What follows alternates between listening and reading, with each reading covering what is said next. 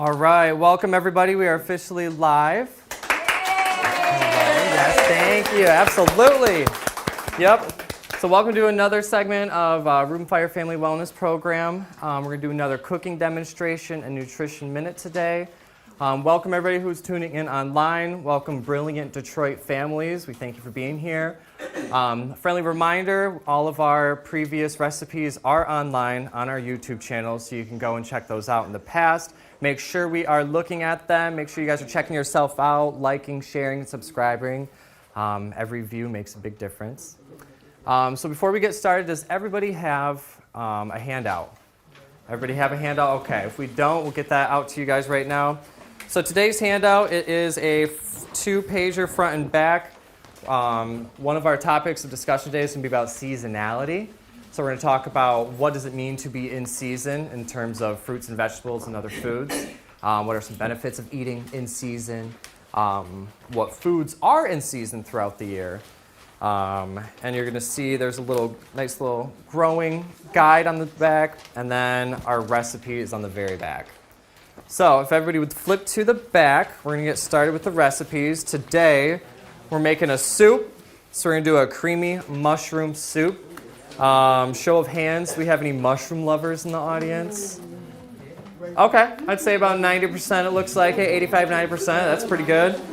Some people aren't a huge fan of mushrooms, and usually that translates to the texture.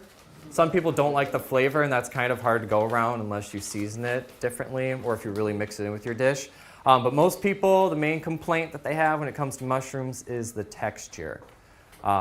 But also one of the benefits of mushrooms is the texture, because what is it really good at substituting? Meat. It's really good at substituting for meat. Yeah, it's got the texture, it's got like the chewiness of meat. So a lot of people will use that as a substitute. There's so many different kinds of mushrooms that you guys can use and cook with. So we're going to do a creamy mushroom soup today. And then we're also going to be making a chicken Caesar salad. And I got a little homemade Caesar dressing recipe there as well. So Caesar dressing or any kind of salad dressing is super easy. I have it pre-mixed over here, and we'll get to that in a hot second. But for right now, I want to get started on the soup. So first thing that you want to do is you want to heat up the oil and the butter. Once it starts bubbling a little bit, that's how you know. Unlike just heating up oil by itself, if you use butter and oil, you'll actually get like some bubbles. And it'll start steaming a little bit as the butter melts and the liquid comes out. So it's a little easier to cook with both of those together because it kind of shows you when it's ready to put stuff in. So once you start seeing a little bit of bubbles, you can add in your onion.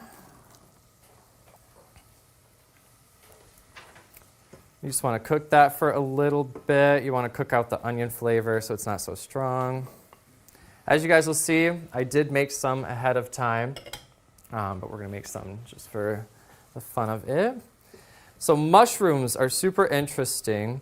Not only are they, I believe, right around like 85-90% water, so their nutrition, they have a lot of nutrition benefits, but the biggest one is that they have a lot of water in it. So when you're cooking with them, you're going to notice when I add them into the pan, it's going to add a lot of liquid to the pan. So what do you think I'm going to have to do? Yeah, you could drain it or just cook it out. You know, the longer that we cook it, it's going to, the liquid's going to turn into steam and it's going to get out of our dish. So mushrooms, not only are they super full of water, but their life cycle is also kind of interesting. So has anybody ever grown mushrooms?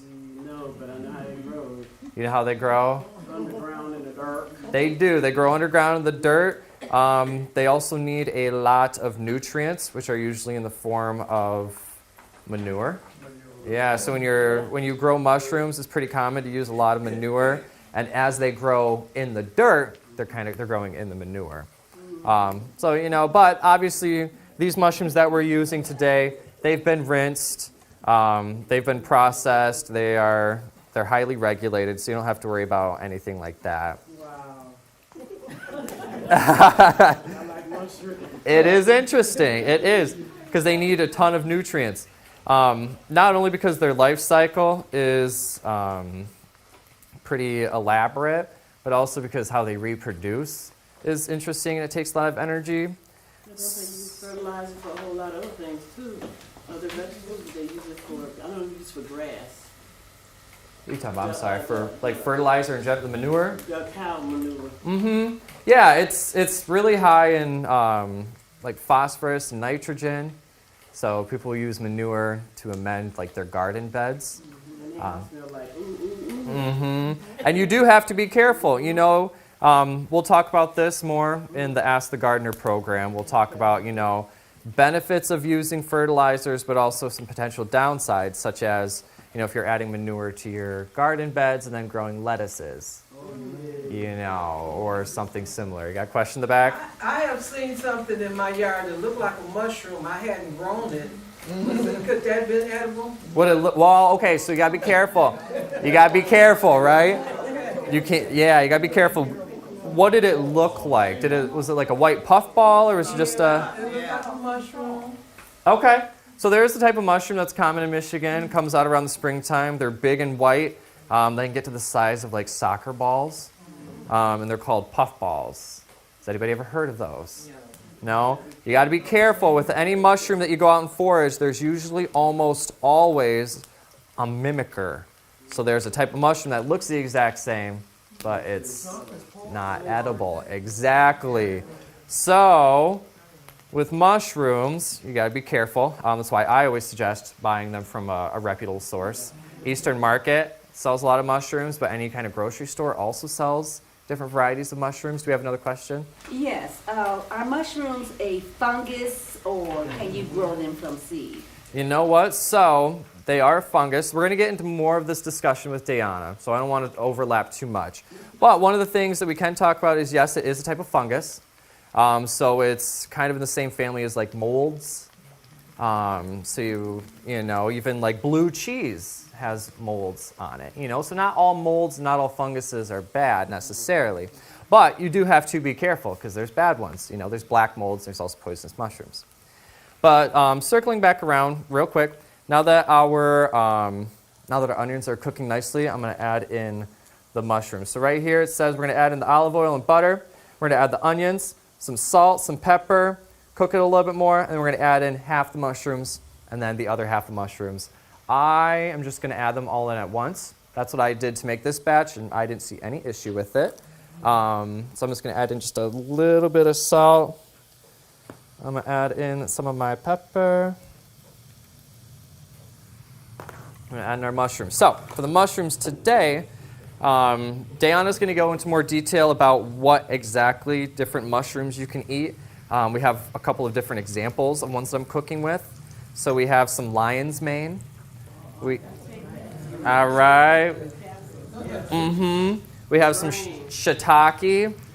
We also have some trumpet royal mushrooms. All of that is in the mushroom coffee. It's in the mushroom coffee, too, you said? Yeah. Oh, okay. So yeah, so this is a variety. The recipe, you'll see that it calls just for white button or cremini mushrooms, which are both more like the common ones. You can get them in like cans, you can get them in jars, they're more easy to come by. But if you're at a grocery store or supermarket that has multiple kinds of mushrooms, you can venture out. Yeah, absolutely. Yeah. So there are different flavor profiles of different mushrooms, and some of them cook differently and have different textures. But in my experience, a mushroom is a mushroom. That's kind of my experience with them. I personally don't have a preference of any kind of mushrooms that I like or don't like, because they all kind of taste the same to me. It's just kind of how they're prepared, you know. So I'm going to let those cook just a little bit, turn down the heat. I'm going to add a little bit more oil. What you can also do is remove it from the heat for a few minutes and put it back on. Because what this is saying is it wants you to cook them, but not overcook them. They just want to be softened. So that's why it's suggesting adding half and then adding more half. Because you don't want to overcook them, you just want them to be softened. But in my experience, as long as you just don't overcook them, you should be all right. So mushrooms are also kind of interesting. So unlike plants, so if you ever wanted to grow mushrooms, you don't plant a mushroom seed because they are asexually reproducing. So unlike us, where you have to have 2, with mushrooms you only need 1 to reproduce. And it's an identical copy of the parent. So how that is basically when mushrooms are ready to reproduce, they'll send out spores. And the spores will find a suitable environment, and then they will grow into an adult mushroom, and then do the exact same process over and over again. So a lot of people in the springtime, they have issues with allergies because of what in the air? It's usually pollen or dust or anything else, but there's also tons of mushrooms and other organisms that are reproducing by sending things out into the air.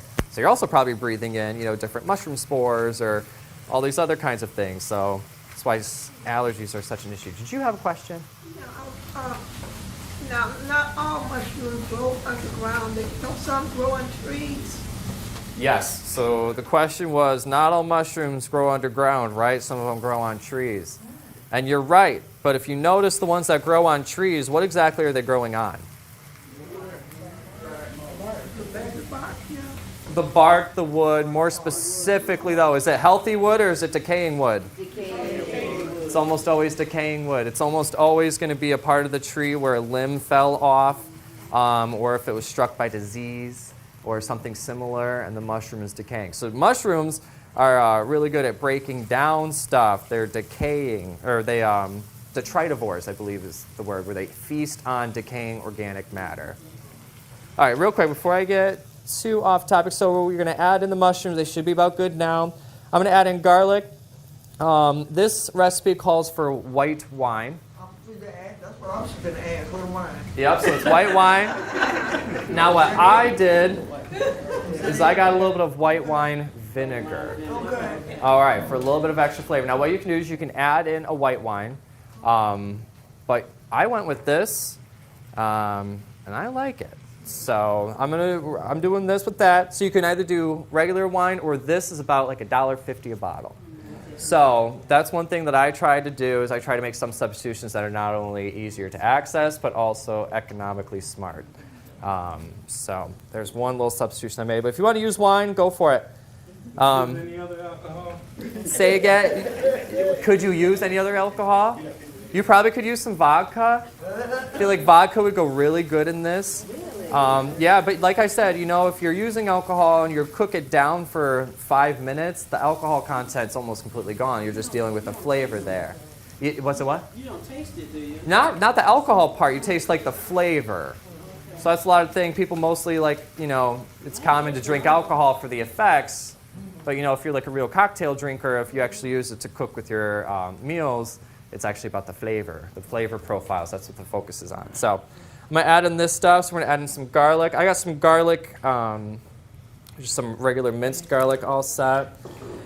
So going back to mushrooms, so they reproduce asexually. They're in the same family as like molds. And has anybody ever tried foraging for mushrooms before? Foraging meaning you go out and you try to find them yourself. No. Good. Because sometimes, so you got to be super careful, like we mentioned, because some mushrooms are super poisonous. Some of them, are really, there's only one kind and it looks the only way. So if you see it, you're guaranteed that it's okay to eat.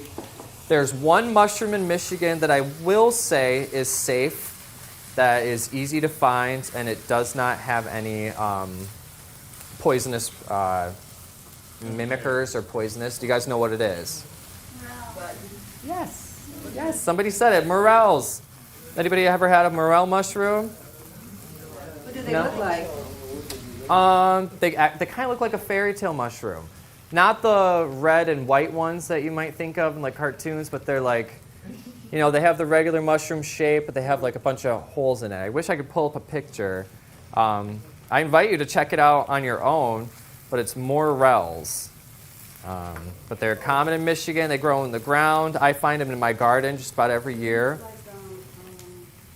Inside it's black and it's got lines or something up under the mushroom. Yeah. I'm trying to figure out a grill, almost like a The fins. fin. The fins. Yes. Yeah. That's another fun thing. If you guys, hopefully I piqued some kind of interest, especially after talking to Dayana about how cool mushrooms are.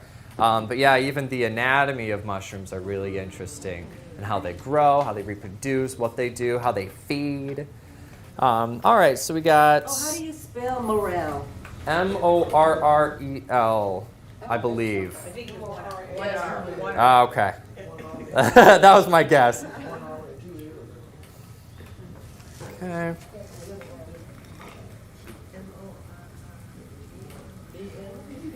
Jake, that doesn't taste like regular vinegar then, does it? Not really. It's got a little bit of a vinegary flavor to it, but it's not like pure vinegar or anything like that, especially because I'm going to cook it out a little bit. You'll smell it a little bit, but once I blend it in, especially with the cream, it's not that bad.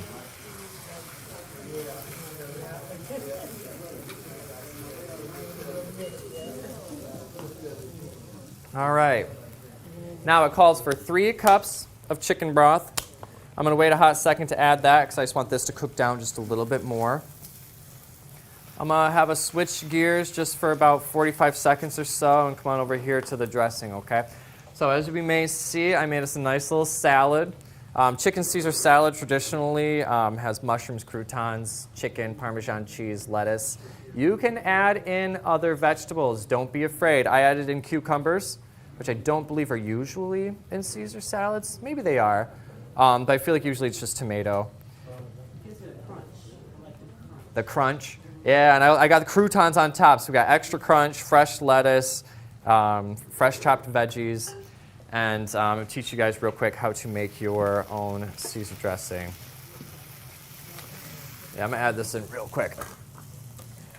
So I'm going to add in the chicken broth, or veggie broth is what we're using, but you can use any other kind of broth. You can use bone broth, chicken broth.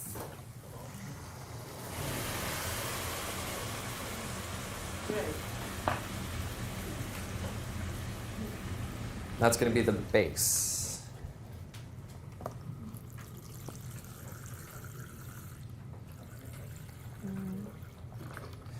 Now I feel like what Shelby usually does, which actually is something I might start doing with my cooking, heating this up separately.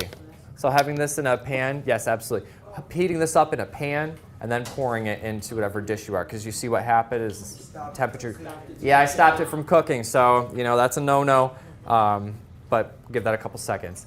Do you have a question in the back? Yeah. Yes. I was going to ask, you're not supposed to put water on mushrooms? Are you supposed to wipe them clean or what? So most mushrooms that you buy should already come clean.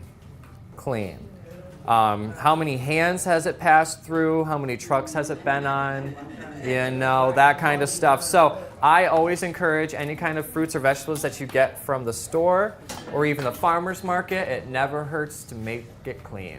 So I always suggest, just a little bit of water usually does it too, but they also make organic fruit and vegetable spray. You can actually spray it on your produce in the sink and then spray it down. You could brush it. You always get the little gills up under there. You always scrape that out with all of them. Say again, I'm sorry? The little gills up under, like the The black, the little black. Yeah, I cook it all. I cook it all too. I cook it all. I do too. I think the stem out. Yeah, even the stems. The only part of the stem that you might want to be cautious of is like the very bottom. For example, here's a little shiitake mushroom. We're going to talk about this a little bit. So you'll see this is where it's actually in contact with the ground. So really the only part that you should have to worry about is right there. So if you cut that off and you give it a good rinse, you're going to be sitting nice and pretty. So you can't eat the stems. You can. Absolutely. I always eat my stems. I do too. And in this soup, I put the stems in too. So all of you guys are going to eat the stems as well. What kind of chicken did you use?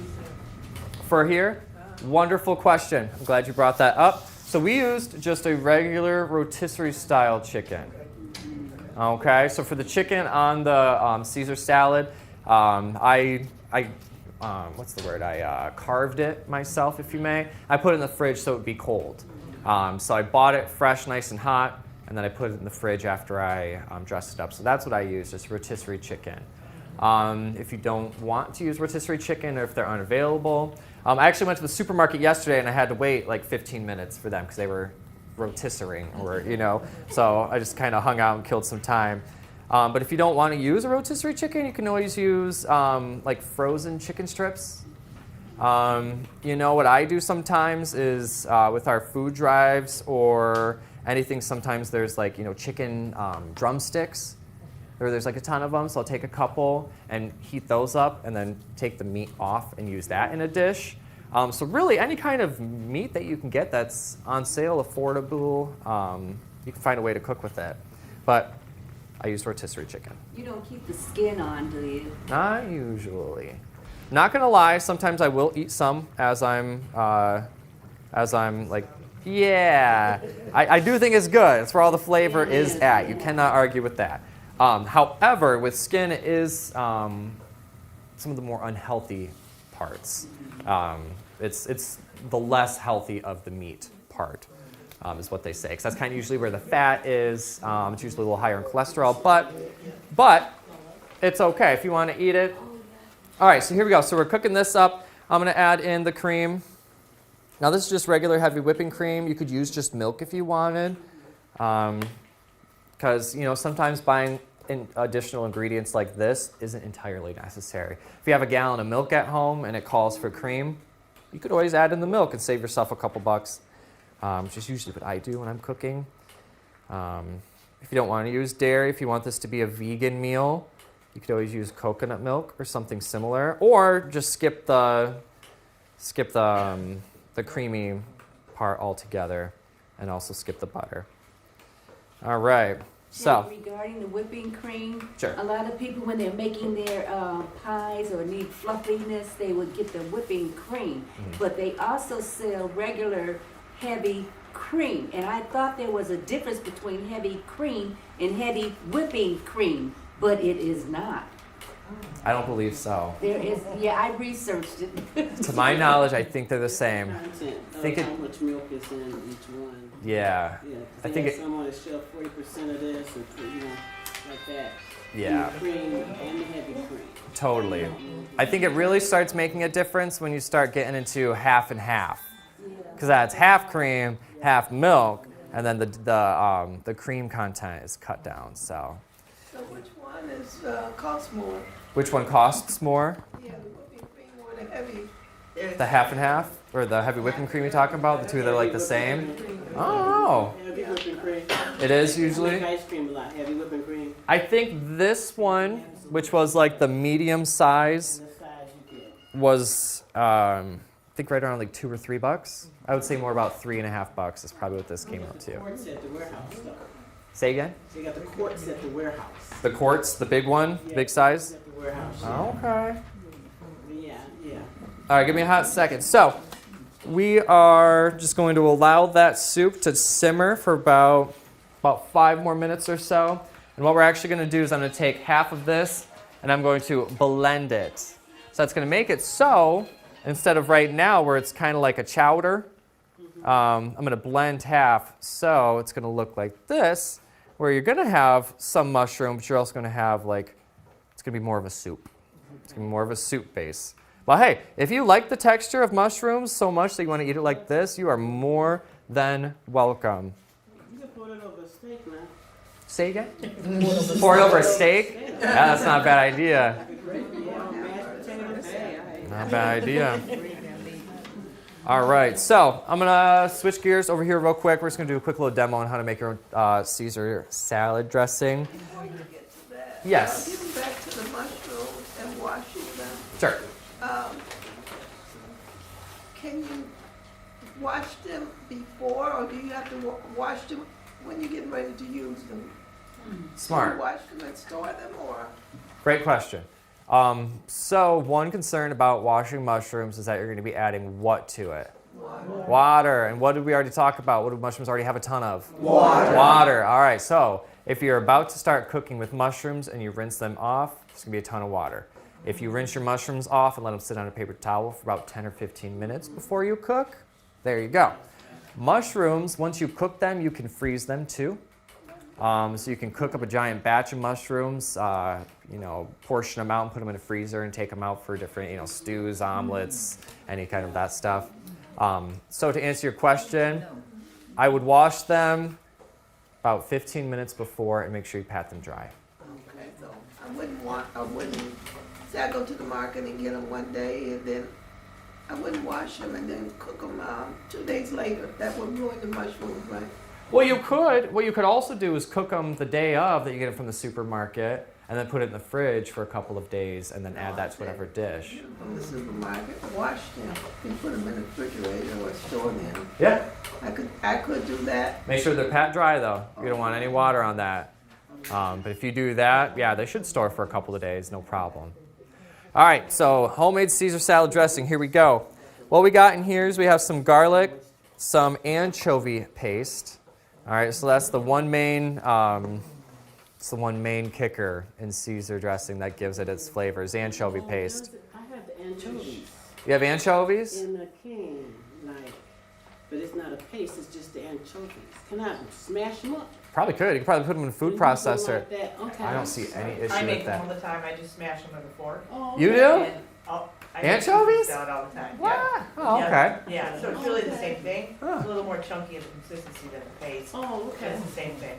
Okay. Interesting. Okay, so yeah, so if you don't have anchovy paste, you can always get like canned anchovies and put them in a food processor or blender and probably use it the exact same. I just use the regular paste, so I bought a tube of it. You can find it by the canned tuna in the grocery store. So if you're looking, try to look for the canned fish area, and that's where you'll find the paste.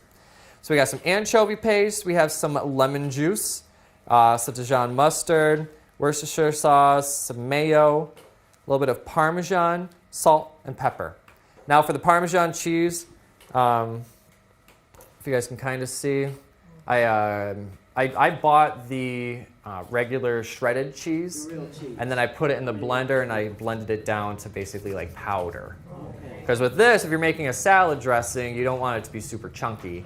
Unless that's what you're going for. That's what you're going for. Sometimes you like chunky blue cheese dressing. Yeah, if you want it chunky, go for it. But if you want like a traditional style, smooth Caesar dressing, I would suggest blending up your cheese before you mix it. Can you just use the container of Parmesan cheese Yeah.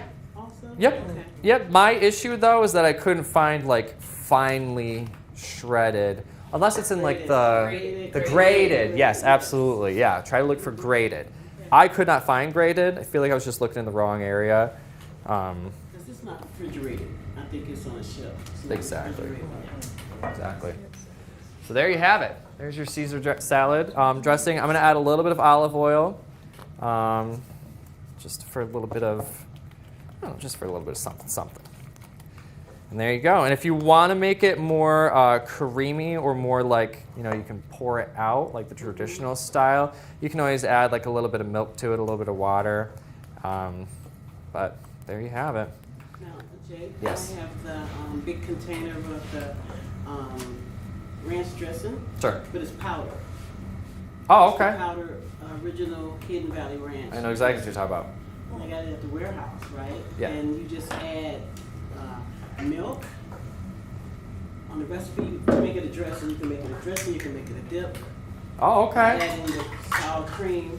So that's less steps of all the other ingredients. Yeah, absolutely. If you have it, Yeah, powdered dressings, especially if you're anything like me and you buy salad dressing for a meal like 6 months ago and it's still sitting in there like a quarter of the way done. But if you buy like powdered, you can make it for the meal and usually there's not a lot left over, and if it is, it's easier. There you go. All right, so there you go for that. There's a little salad dressing. And then what we're going to do right now is I'm going to take half of this, put it in a blender, blend it, combine it, and then we'll be good to go. So again, depending on how you like your soup, depends on how much you will be blending it. I'm just going to do a solid half and half. Just going to go right ahead, just scoop some of that in there.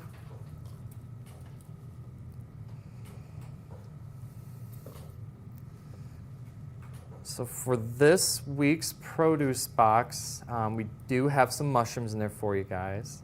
I think they're just regular white mushrooms, but same style, same thing. You can use it to make this recipe. You can add meat, can't you?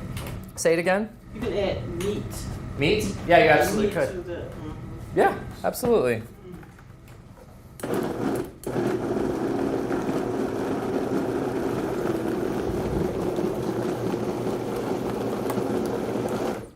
Okay. And there we go.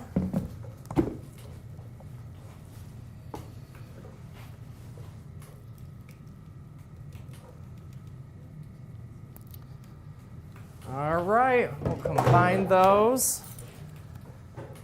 Someone suggesting in the chat that it'd be nice to add a splash of sherry.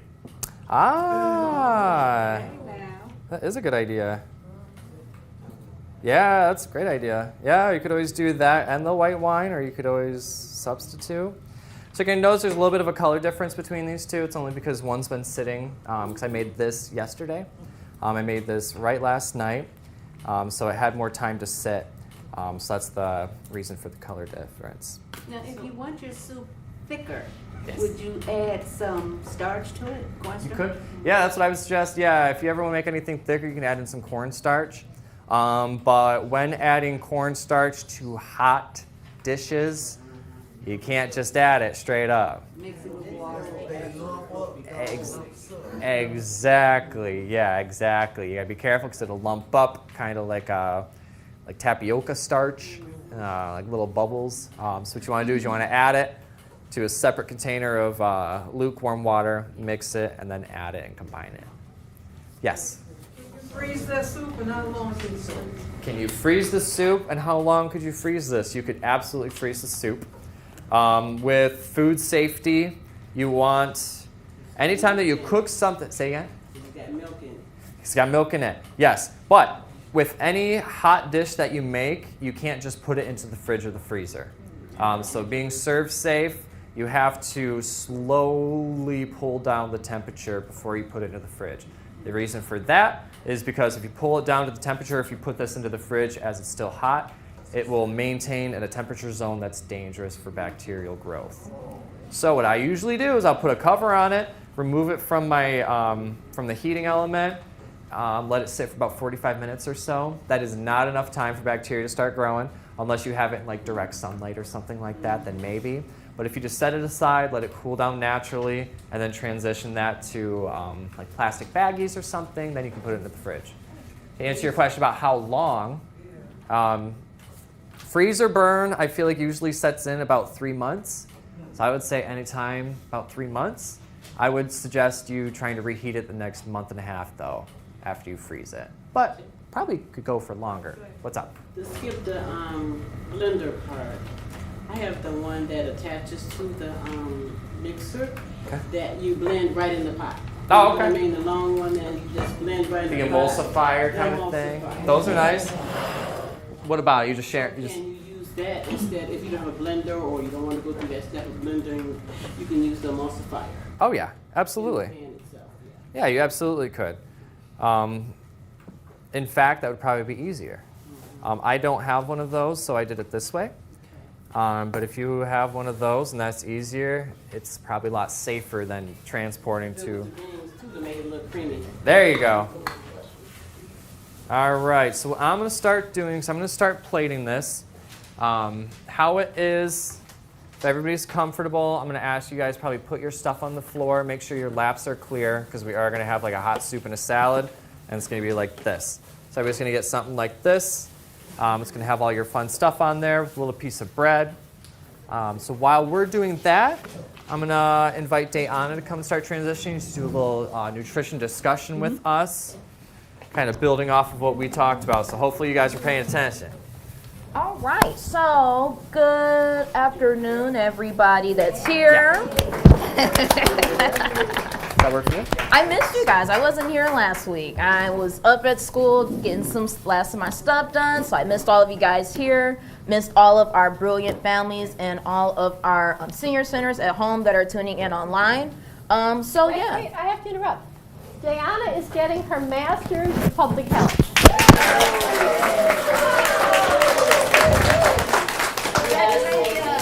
Yes, it's been a long time coming, but Sunday is the day. Sunday's the day. We made it. Yes. So just to talk really quick about mushrooms, right? Because Jake's recipe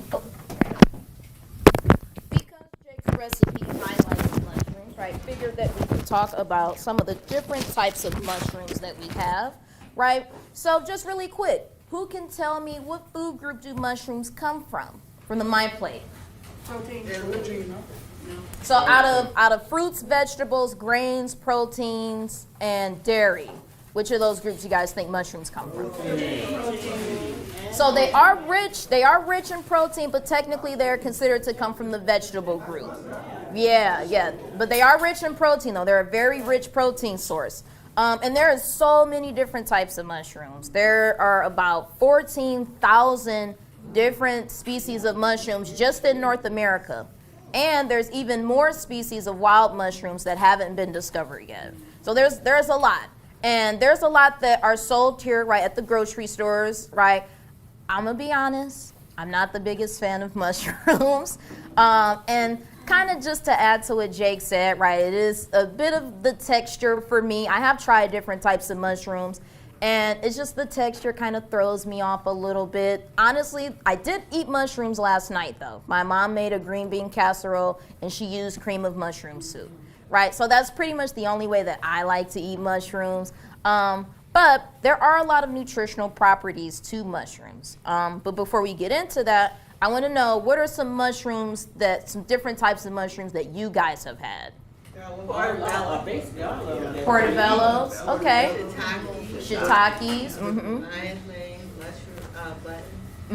Yeah, there's a lot of different types of vegetables. I've tasted portobello, shiitake, maitake, what is it? Trumpet royale mushrooms, right? Oyster mushrooms, lion's mane. And so we have a couple of these mushrooms, right, that were in the food box, or that Jake used in his recipe. So we're just going to talk about a couple of these and talk about a couple of the different benefits to eating these different types of mushrooms. So just to start, and really quick too, before I get into it, right, mushrooms are a form of umami flavor. You guys know what umami means? So umami is known as one of the 5 main types of taste, right? We have salty, we got sweet, we got bitter, we got sour, and then we have umami. Umami is the savory flavor, right? So that's why mushrooms are very good as a meat substitute, and they have a lot of protein in them. That's the umami flavor coming in.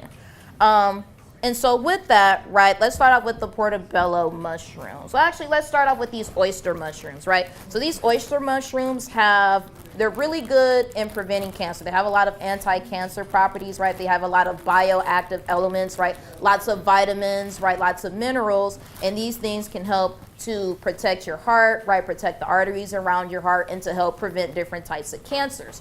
So I'm going to pass this around, and so everybody can get a chance to kind of see it up close. Is there a different way that you cook this? So there are different ways that you can prepare oysters, right? You can sear them, you can grill them, you can bake them, you can roast them. I've even heard some people have had dried mushrooms, right? Add dried mushrooms to like a salad, or add dried mushrooms to maybe like a trail mix or things like that. So just the way that you cook it, right? It can, change the way that the texture of the mushroom is, right? Usually if you bake it or grill it, it'll come out a lot softer. In the back, you got a question? Is there a mushroom that gives you a buzz? I think I heard that. Those are, I don't know if those are sold at the grocery store. I think those are man-made.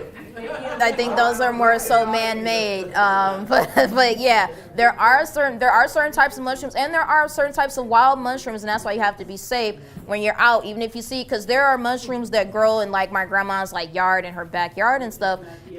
Yeah, it's not good to go up and to eat these and to pick these mushrooms and to eat them, because you don't know, because like how we said, there's 14,000 different types of mushrooms. So some of these mushrooms are edible, the ones we see in the store that have been properly cured, clean, preserved and things like that. And there are also some poisonous mushrooms that are out there. So that's why you got to be 100% sure that when you are out scavenging for mushrooms, that you know exactly what mushrooms you're looking for, and you know what things to look out for, so that you can tell the difference between an edible and a poisonous mushroom. Now, I have done some research on this to try to, how can you tell the difference? And there's a couple of different ways. It can be a little complex, but I do know that one, you want to look at the color, right? If a mushroom has any ounce of red in it, right, that's an automatic red flag, right, that it may not be safe. Right, so anything with red, you want to stay away from that unless you have confirmation that it is safe. But most times, if it has red, don't eat it. Right. Another thing that you want to look out for are the. Let me pull this out for an example. The different mushrooms, like I like to look at oyster. Mm-hmm. The oyster one you said is good for heart. Yes. Are they different prices? Yes. So the mushrooms do come at different prices. I believe what the shiitake and the maitake are among the more expensive mushrooms, because those are the types of mushrooms, if you go to like Michelin star restaurants and upscale, they're using shiitakes, they're using maitake mushrooms, right? Then you got things like portobellos, and what is this? This is a shiitake. And like the lion's mane, those are more so you see at like local restaurants and the grocery store. So these are a bit cheaper than the shiitake and the maitake. Right, and it also depends on where the mushrooms are harvested, right? So if they're harvested here in America, or if they're harvested in another country and then they have to be brought over here, that can make a difference in the price. But what are some ways that you guys cook with mushrooms, right? Because I'm not the biggest fan, so I don't do much cooking with mushrooms. I've bake them, saute them. Okay, that's really good, because I've had mushrooms on like pizzas and mixed into like stir fries and in my soups. Now with the pizza and the stir fry, things like that, I'm not gonna lie, I usually would just pick my mushrooms out. But I can't pick it out of a soup. It's hot. Like I kind of just gotta bite the bullet on the soup. Yep, got a question? Yes, the portobellos for vegans or vegetarians, they normally just make a sandwich out of it. Yeah, you can use portobellos to make a sandwich. Have any of you guys ever had stuffed mushrooms before? Oh yeah. Yeah, so I believe the white puff mushrooms, portobellos, and then they're called creminis. Those are the main types of mushrooms that are used for stuffed mushrooms, and most people like to stuff them with like breadcrumbs, herbs, vegetables, cheese. If you want to add meat to it, you can. But again, because it's an umami flavor and it's got protein, you don't need meat with the stuffed mushroom. Yes. So, fried mushrooms. Fried mushrooms? Mm-hmm. Yep, I have heard about fried mushrooms too. Have any of you guys ever thought about maybe dicing the mushrooms up and, mixing them into an omelet?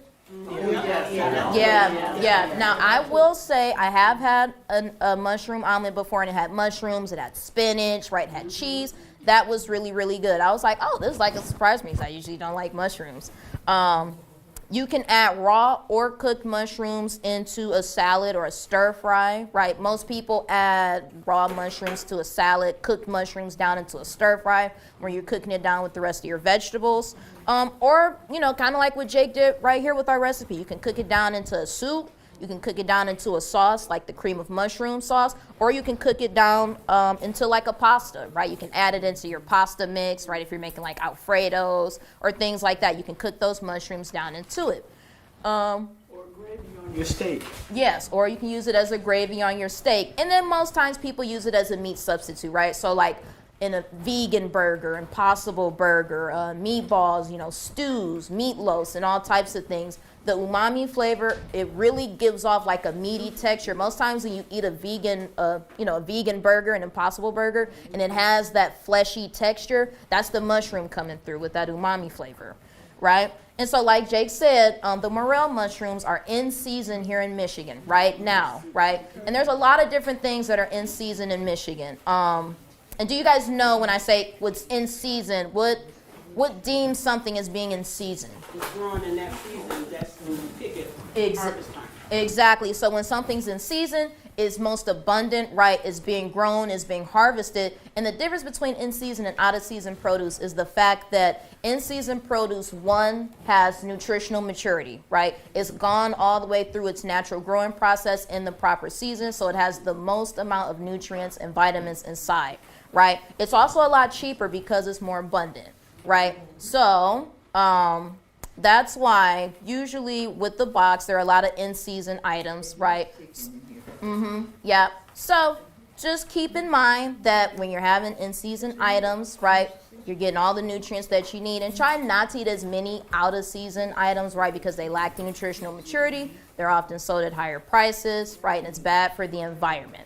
All right. So I will finish passing these around while you guys eat, and we'll go ahead and wrap up the live stream. So thank you all for being here in person. Thank you everybody for tuning in online, and make sure to like, comment, and subscribe to our YouTube and check out any of our previous videos. Thank you. That soup is off the hook. Yeah.